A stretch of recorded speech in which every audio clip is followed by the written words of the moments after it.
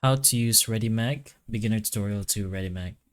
So basically, this is a web-based design tool that lets you create interactive websites, presentations, magazines, and more of those, all without coding. So its drag and drop interface makes it beginner friendly.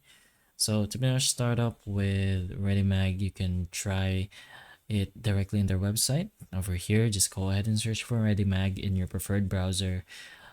It's pretty much recommended to just scroll around in the official website to pretty much see what features it can give and how to use them.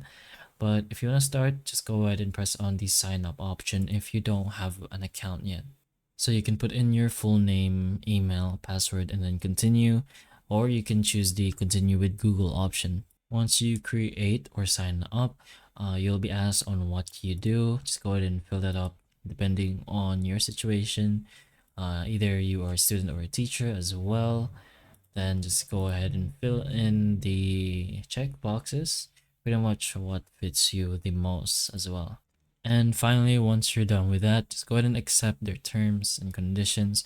And finally, you can be greeted to the actual dashboard or main section of Readymag. You'll be able to see a guidance kit, basically how to use most of the website, the projects, settings, pricing as well if you want more features of Readymag.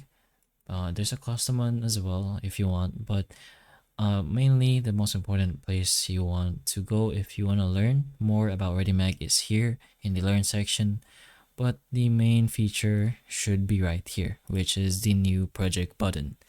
So here you can choose a blank project or pick a template as well.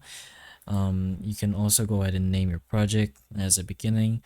And for your main panels, where you design your pages, you have the canvas, the layer panels, the properties panel, pages panel, and the widgets and elements. So you can just go ahead and start exploring and just going around in Readymag just to train yourself on what this actually is. So just go ahead and add content to your project, and once you're done with that, you can finally publish it as your own website. But again, definitely much easier to learn more about Readymag directly in the official website itself so that you yourself can experience it and explore more about what it actually is. But hopefully the information of this video can help you, and if it can, please like and subscribe for more videos like this, and that's all.